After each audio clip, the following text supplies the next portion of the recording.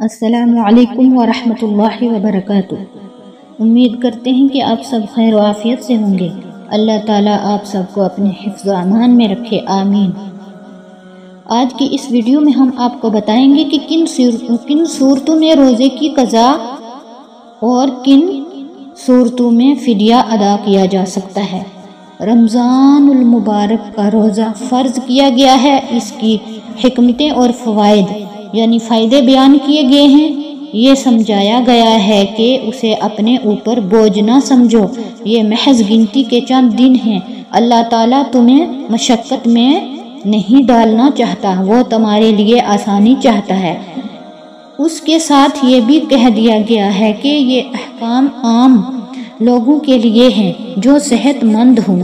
یہ جو حکم ہے روزے کا، یہ عام لوگوں کے لیے ہے جو صحت مند ہو، طاقتور ہو اور آسانی سے روزہ رکھ سکتا ہو۔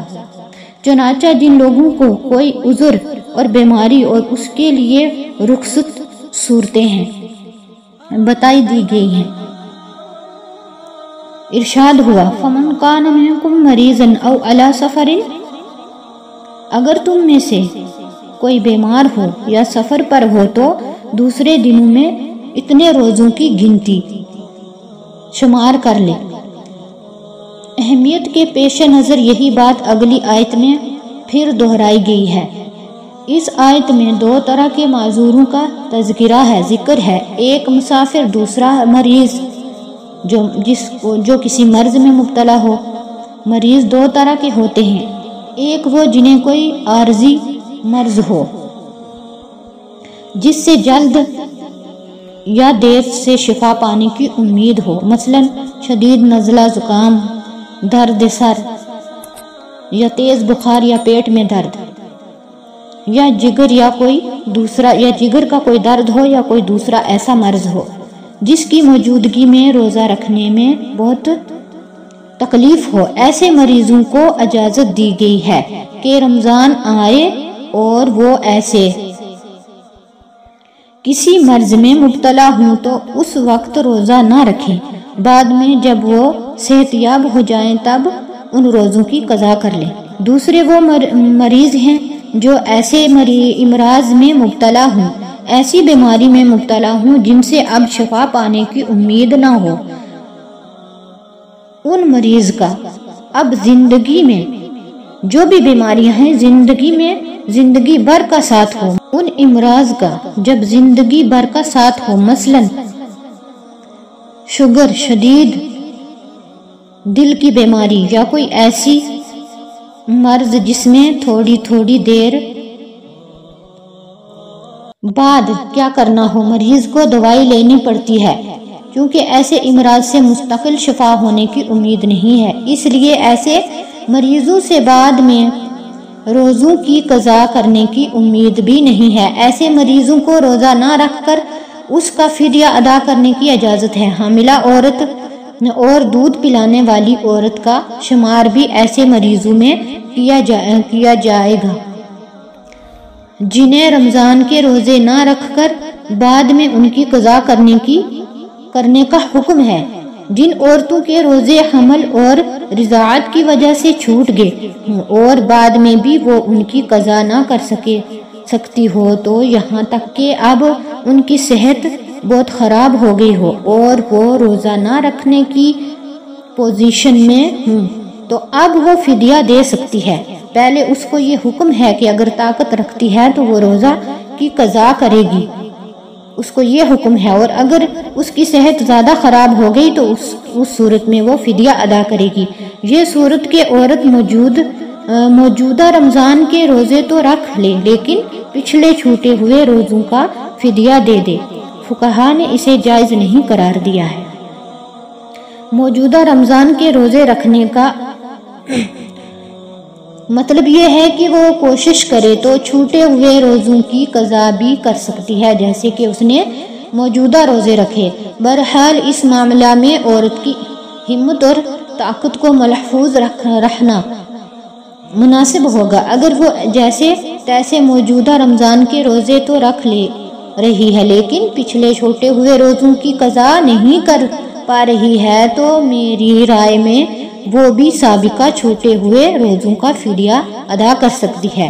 اس صورت میں اس کو یہ حکم ہے کہ وہ فدیہ ادا کرے۔ چھوٹے ہوئے روزوں کی قضا جلد سے جلد کرنی چاہیے۔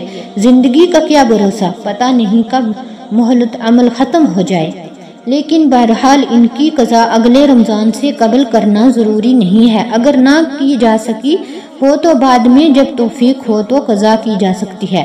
بوڑھے مرد اور عورتوں کا شمار ایسے مریضوں میں کیا گیا ہے جسے یہ پیچھے جو ذکر کیا گیا ہے ان مریضوں کی کہ وہ کبھی صحتیاب نہیں ہوں گے، جو روزے نہ رکھ کر اس کا فدیہ دے سکتے ہیں۔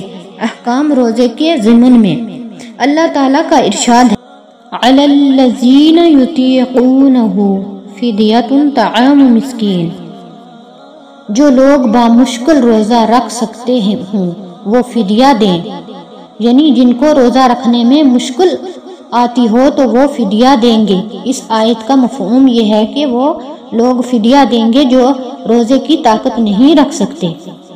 وہ روزے کی فدیہ کیا ہے؟ ایک روزے کا فدیہ ایک مسکین کو کھانا کھلانا ہے۔ حضرت عبداللہ بن عباس رضی اللہ تعالی عنہ فرماتے ہیں کہ اس آیت کا حکم اس بوڑھے مرد اور بوڑھی عورت کے لیے ہے جو روزہ رکھنے کی بآسانی طاقت نہ رکھتے ہوں۔ اس آیت میں ایک روزے کا فدیہ ایک مسکین کو کھانا کھلانا بتایا گیا ہے۔ کتنے وقت کا کھانا مراد ہے اس کی صراحتاً نہیں ہے، یعنی اس کا کوئی وضاحت نہیں کی گئی ہے۔ بعض حضرات نے ایک وقت کا کھانا مراد لیا ہے، لیکن روزہ میں چونکہ سحری اور افطاری دونوں آتے ہیں، اس لیے جمہور فقہا اس سے 2 وقت کا کھانا مراد لیتے ہیں۔ کوئی شخص ایک روزے کے فدیے کے طور پر ایک غریب شخص کو اپنے گھر بلا کر کھانا کھلا سکتا ہے۔ پورے رمضان کے روزوں کا فدیہ ادا کرنا ہو تو 30 غریبوں کو 2 وقت یا 60 غریبوں کو 1 وقت کا کھانا کھلایا جا سکتا ہے۔ حضرت انس رضی اللہ تعالی عنہ اپنی زندگی کے آخری برسوں میں جب وہ بہت بوڑھے ہو گئے تھے ایسے ہی کرتے تھے۔ فدیہ میں 2 وقت کے کھانے کے باقدر راشن بھی دیا جا سکتا ہے، کھانا کی رقم بھی دی جا سکتی ہے۔ اس کا تعین ہر شخص اپنی حیثیت کے اعتبار سے فدیہ کی پوری رقم رمضان کی ابتدا میں بھی ادا کی جا سکتی ہے، اس کے درمیان میں بھی اور اس کے آخر میں بھی۔ بعض فقہا نے روزے کے فدیے کو صدقہ فطر پر قیاس کیا ہے۔ ان کی روح سے ایک روزے کا فدیہ نصف ساع گیہوں کے باقدر ہے۔ جدید وزن کے مطابق نصف ساع تقریباً 1.25 کلو کے برابر ہوتا ہے۔ اس حساب سے قیمت کا اندازہ لگا کر فدیہ ادا کیا جا سکتا ہے۔ فدیہ کے احکام مالدار اور اوسط یعنی گنجائش جس کو ہو معاشی حیثیت کے مسلمانوں کے لیے ہیں۔ جو شخص غریب ہو اور دائمی مرض یا بڑھاپے کی وجہ سے روزہ نہ رکھ سکتا ہو اس کے لیے توبہ و استغفار کافی ہے۔